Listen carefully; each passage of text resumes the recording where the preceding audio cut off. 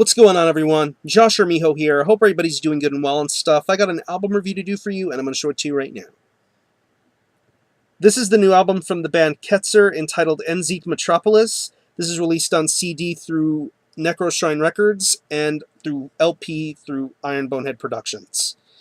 Now, if you're not too familiar with this band, they're based out of Germany, and the best way to describe the sound of this band would be a very volatile and Teutonic style of thrash metal with some black metal elements thrown in there too.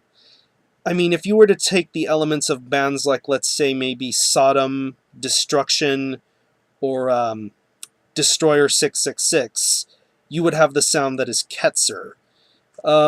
This album came out way earlier, towards the beginnings of this year, but I only got introduced to it through a couple of good friends of mine.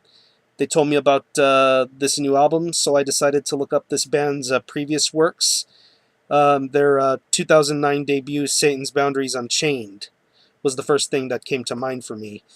And that record was just epic. Epic beyond compare. Just amazing guitar work. The vocals were just phenomenal. I love the drums. I just love the good solid pace. Good production values to it.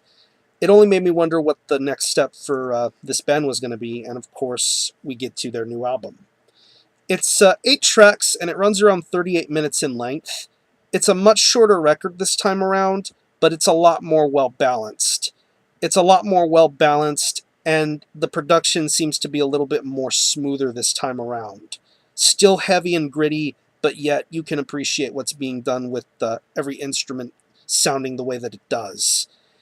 And considering that 2012 has really been a solid year for both thrash metal and the black and thrash, death thrash kind of subgenres, this album is definitely another one you can throw up right up there with Aurum Noir and Necromanthean. This is an absolutely fantastic album, and I loved every single thing about this album. The guitars are definitely are the main reason why you'll love this record a lot. You'll enjoy the very solid riffs. There's a lot of tremolo riffs going on. Great thrashy kind of riffs. Very memorable, very melodic, very well structured. The solos are just absolutely sick. I just love how sick the solo work is on this album. It keeps your attention, and the riffs will get stuck in your head. That's the kind of quality you'll get when you listen to the guitars of this album. Same can be said for the bass. The bass is very, very clear, audible, nicely done in the mix, nothing overpowering or overly loud. It just sounds great the way that it is. The drums, you're going to get a lot of good variations and speeds with the drums. It's mostly mid to fast paced throughout. You're going to get good solid blast beats, good double bass. That's where the black metal influence begins to shine on with the drums here. You'll get your thrash beats, but you'll also get your black metal inspired style of drumming.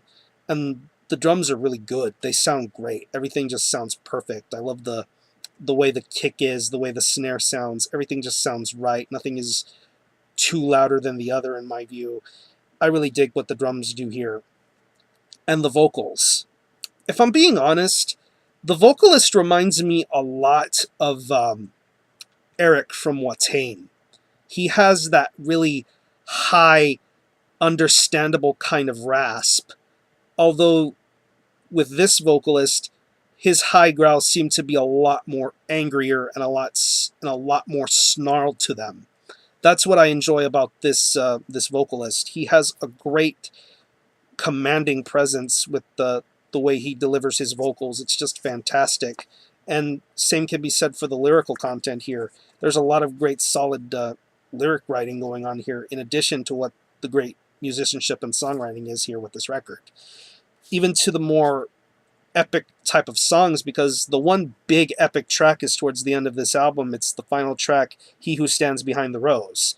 That is a great song. It runs around 9 minutes in length, but it doesn't feel like it's over long. It's just, it holds your attention. There's a lot of structure to it, and that's a great, great song, and that's what makes this record all the more enjoyable. So overall, this is definitely another great piece of thrash metal to come out in 2012. There's a lot of replayability with this. Great vocals. I love the guitars.